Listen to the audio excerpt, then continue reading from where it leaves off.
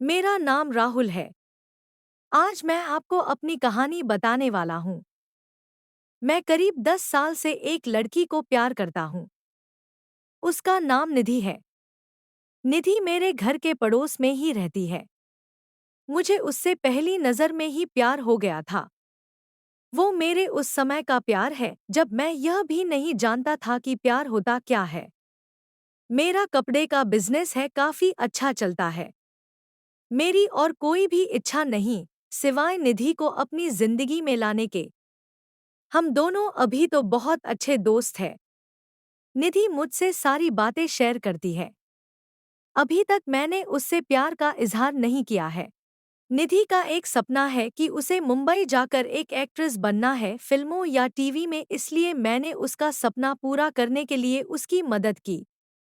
उसके घरवालों को मनाया और उसे मुंबई भी मैं ही छोड़ कर आया था। निधि के पापा उसके बचपन में ही चल बसे थे।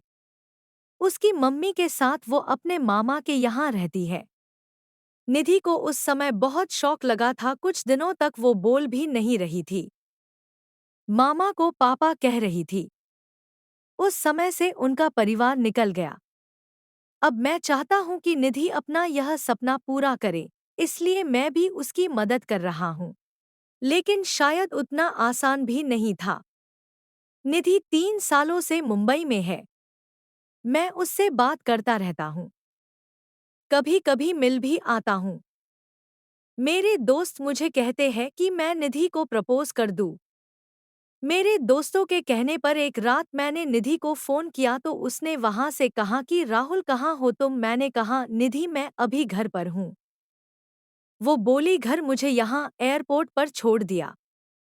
मुझे कुछ समझ नहीं आया। मैंने बोला निधि मैं राहुल। वो फिर बोली हाँ बोलो। मैंने बोला कि मुझे तुम्हें कुछ कहना है। ऐसा कहकर मैंने आई लव यू बोल दिया और मेरी खुशी का कोई ठिकाना नहीं रहा जब निधि ने भी I love you too Rahul बोला और बोली कि मैं आ रही हूँ सुबह तुम्हारे पास। सुबह वो भी आई और साथ में उसकी माँ और मामा भी शादी की बात करने आए। मेरे मम्मी पापा मानेंगे या नहीं इसका मुझे पता नहीं था, लेकिन उनके जाने के बाद मम्मी बोली कि 3 दिन में शादी है।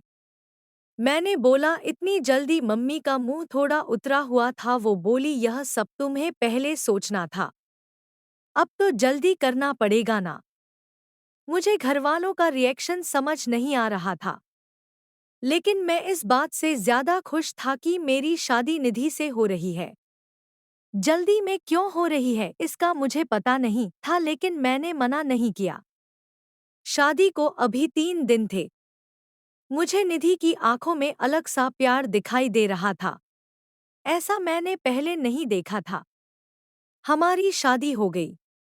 शादी की पहली रात सुहागरात होती है।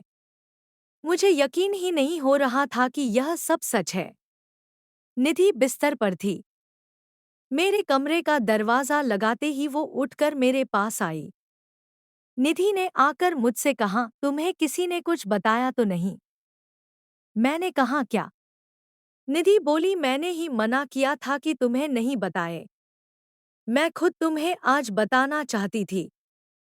और फिर उसने जो बताया वो सुनकर मेरे सर पर आसमान गिर गया। वो बोली कि वो प्रेग्नेंट है और बच्चा मेरा है। और यह बोलते वक्त उसकी आंखों में आंसू थे। यह बोलकर वो मेरे गले लग गई। लेकिन यह कैसे हो सकता है? यह पहली बार था जब हम लोग गले लग रहे थे, तो यह बच्चा मेरा कैसा हो सकता था? और निधि मुझसे झूठ क्यों बोल रही है? उस रात को निधि मेरे कंधे पर सोई और ना जाने क्या क्या बातें कर रही थी। पर मेरा तो बुरा हाल था। अब मुझे समझ आया कि यह शादी इतनी जल्दी में क्यों की गई। क्योंकि निधि ने सभी को यह बताया कि यह बच्चा मेरा है। इसलिए घरवालों ने शादी के लिए इतने जल्दी में हाँ कहा। मेरा प्यार निधि के लिए बहुत था। अब मुझे ऐसा लग रहा था कि मैं बेवकूफ बन गया। पर निधि जब भी यह बोलती उसकी आंखों में सच्चाई ही रहती, बार बार यह भी कहती कि वो मुझसे बहुत प्यार करती है और वो खुश भी बहुत थी। मैंने यह सब 2 महीने तक देखा। इस दौरान मेरे मन में ना जाने क्या क्या चल रहा था। फिर एक रात मैंने निधि को कहा कि निधि, यह सब क्या है? यह बच्चा किसका है? वो बोली, राहुल, क्या मजाक कर रहे हो? मैंने बोला, निधि, तुम मुझे सच बता दो, मैं तुमसे प्यार करता हूँ। यह बच्चा किसका है? मैं इस बच्चे को अपना लूंगा। वो रोने लगी, बोली, क्या बोल रहे हो तुम? मुझे ऐसा समझते हो? क्या कहना चाहते हो? यह तुम्हारा नहीं है। उस रात मेरे सब्र का बांध टूट गया और मैंने निधि को घर से जाने को कह दिया। निधि उसी समय अपने घर रोते हुए चली गई। हमारे घरों में यह बात पता चल गई थी। निधि मेरे प्यार का फायदा उठा रही थी। फिर एक दिन जब निधि अपने घरवालों के साथ डॉक्टर के पास गई थी, तब एक औरत 55 साल की निधि का पता पूछने मेरी दुकान पर आई। मैंने बोला वो उसका घर है, पर अभी वो है नहीं। मैंने उससे पूछा, आपको क्या काम है? वो बोली कि निधि उस रात एयरपोर्ट से उस दुर्घटना के बाद अचानक चली गई। मैं निधि से पूछना चाहती थी कि वो ठीक तो है ना। मैंने पूछा, कैसी दुर्घटना? वो बोली, एक्सीडेंट मेरे बेटे राहुल का। मैंने पूछा, राहुल?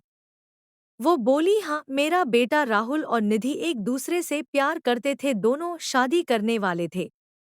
निधि के साथ मैं और राहुल निधि के घर आ ही रहे थे कि रोड क्रॉस करते वक्त मुझे बचाने के लिए मेरा बेटा एक बड़ी बस के नीचे आकर चल बसा।